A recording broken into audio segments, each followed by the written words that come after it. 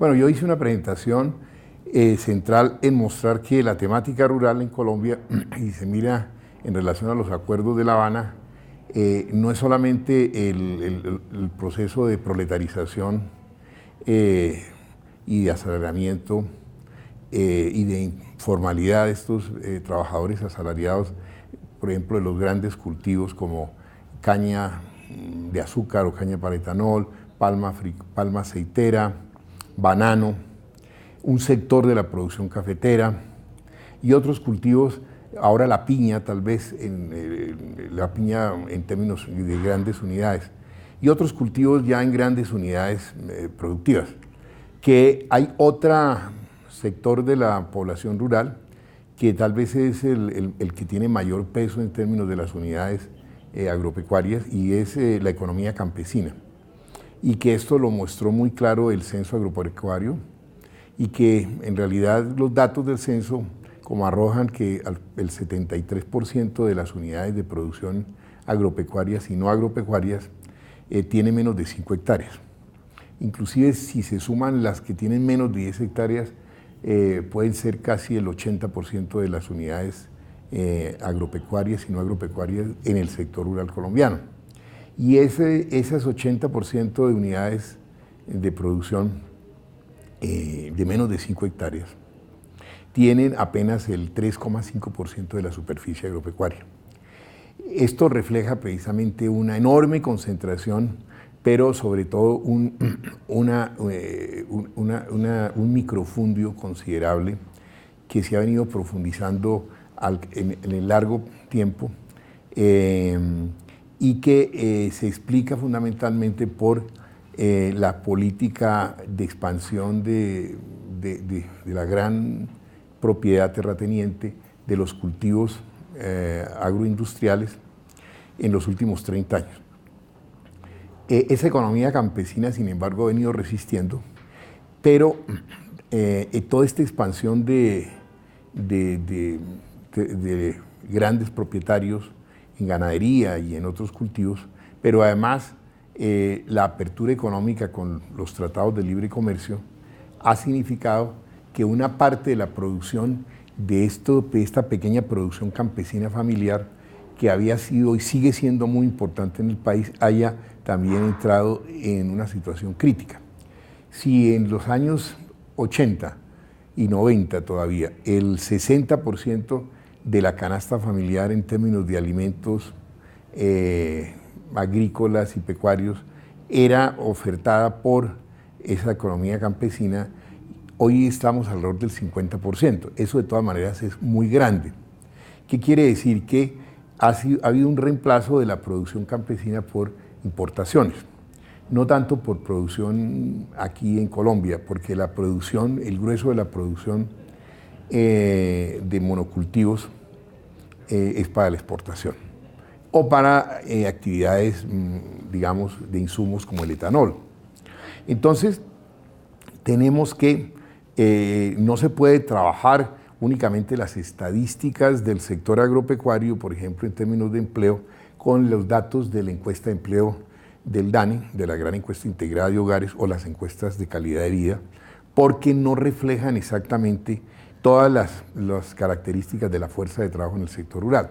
Cuando el colega de la Universidad de La Salle mostraba, y esos son datos, que la tasa de desempleo más baja es la de la fuerza del empleo rural, esa tasa de desempleo más baja siempre ha sido así. En todas las encuestas de hogares siempre en el sector rural salen las tasas de desempleo más bajas, pero son más bajas simplemente por las características que tiene el empleo rural, que es muy diferente a la dinámica del empleo urbano. Y las encuestas de hogares del DANE captan parcialmente ese proceso, pero no captan completamente cómo es que se da ese gasto de la fuerza de trabajo en la zona rural. Ese gasto de la fuerza de trabajo en la zona rural tiene que ver con fuerza de trabajo de la propia familia y de familias de la misma vereda, ya sean indígenas, sean negras o blancas mestizas. Entonces, una parte muy importante, incluso de cultivos como el café, por ejemplo en el departamento del Cauca y en el departamento de Nariño, que hoy día son el tercero y cuarto productor cafetero más grande del país en volumen de producción, después del Huila, creo, no recuerdo el segundo, o de pronto Nariño o Cauca, se produce sin pagar jornales. Es decir, por ejemplo, la tercera parte de la producción de café del Cauca es indígena.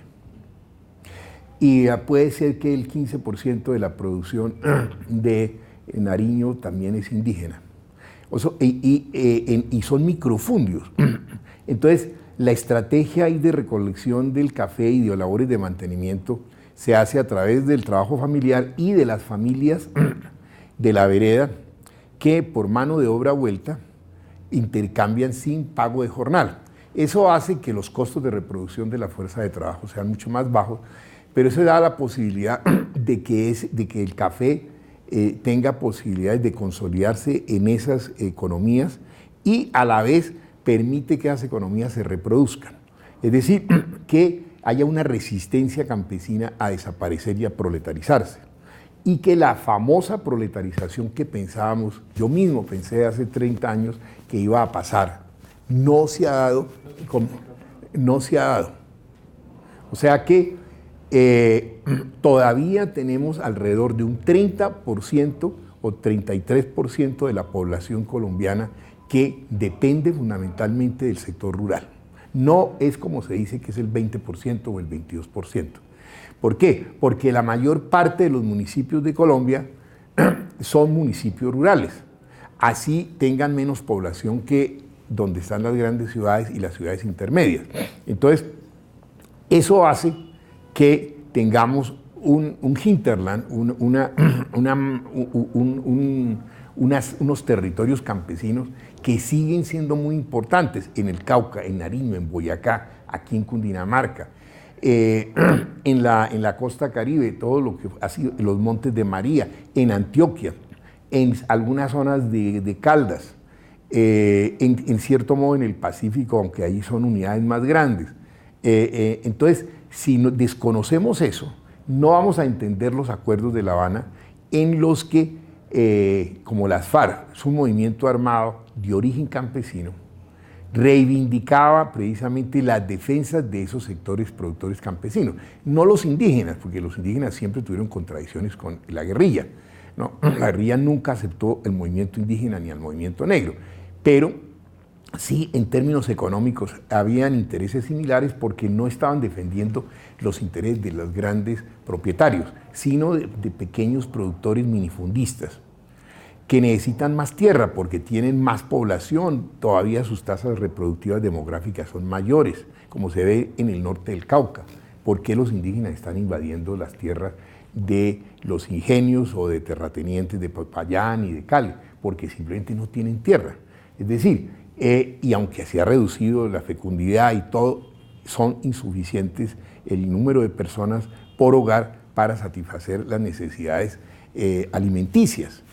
Entonces, ese es el punto central. Hay que pensar el tema agrario en términos de economías campesinas y también en términos de empresas capitalistas y empresas latifundistas, digámoslo, muy poco productivas, especialmente de ganaderas.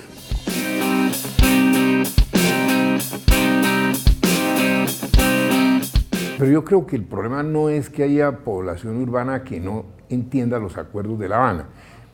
Yo diría que hay sectores, digamos, de las élites, ¿no?, que no quieren los acuerdos de La Habana, porque es que los acuerdos de La Habana significan volver a poner en primera fila la cuestión agraria, volver a poner a fila la necesidad de redistribución de la tierra y volver las tierras en pocas manos, en volverlas productivas.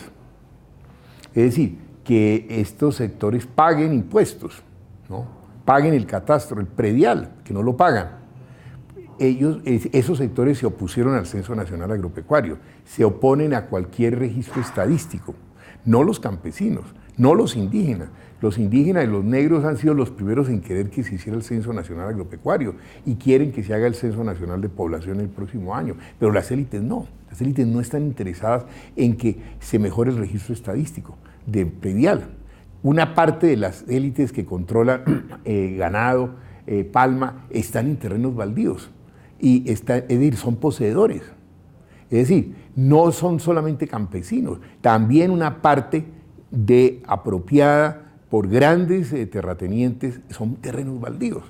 Es decir, por eso es que el Censo Nacional Agropecuario revela que una parte de la tierra en Colombia es en posesión, no hay título. Eso quiere decir el atraso que tenemos del catastro. Entonces, el tema no es tanto de desconocimiento, obviamente a nivel del ciudadano de clase media y clases trabajadoras, clases populares, pues no conocen toda esta información, pero es más la ofensiva a nivel de las élites y ciertos medios de comunicación, aunque se ha abierto, yo creo que canales dentro de los medios de comunicación, en ya hacer algunos análisis más finos, algunas veces Semana, otras veces El Tiempo, El Espectador, ya sacan artículos investigativos que muestran que la cuestión no es como la lectura que siempre Laforí, María Fernanda Cabal, Álvaro Uribe nos han querido decir cómo es el campo y de que son los enemigos los que han luchado contra los propietarios, sino que los propietarios son en gran medida los que han favorecido el atraso del sector agropecuario y se han beneficiado de este tipo de desarrollo capitalista. Quizá uno de los factores que acompaña la oposición a los acuerdos de paz es un sector de las élites que se mueve en lo que Marx llamaba la acumulación originaria, o sea, un capitalismo salvaje, es decir, un capitalismo que a partir del despojo, ¿no?, a partir, digamos, de la violencia, se apropia de tierras y las pone, ¿para qué? Pues para minería, para palma, aceitera o para otro tipo de cultivos. Y el ciclo capitalista en los últimos 30 años se ha caracterizado mucho por eso. En el caso del Pacífico, por ejemplo, y en el caso de otras zonas, como las empresas grandes y sectores ganaderos se han desplazado a campesinos a través del uso de la violencia, a nombre de perseguir la guerrilla, y han adquirido tierras a precio de huevo y las han reconvertido en cultivos de otro tipo y han desaparecido ahí la producción campesina y producción de alimentos que iba a la ciudad. Entonces, en última instancia, los acuerdos de La Habana no se oponen a un desarrollo, digamos, capitalista en términos regulados, es decir, en donde haya regulación del Estado, donde se paguen impuestos. No, es un tipo de desarrollo capitalista en donde no se paga impuestos, en donde operan formas de despojo violento, donde los grupos paramilitares son muy funcionales a esta forma de apropiación de tierras, ¿no?, y de arrinconamiento de los campesinos y sacar a los campesinos.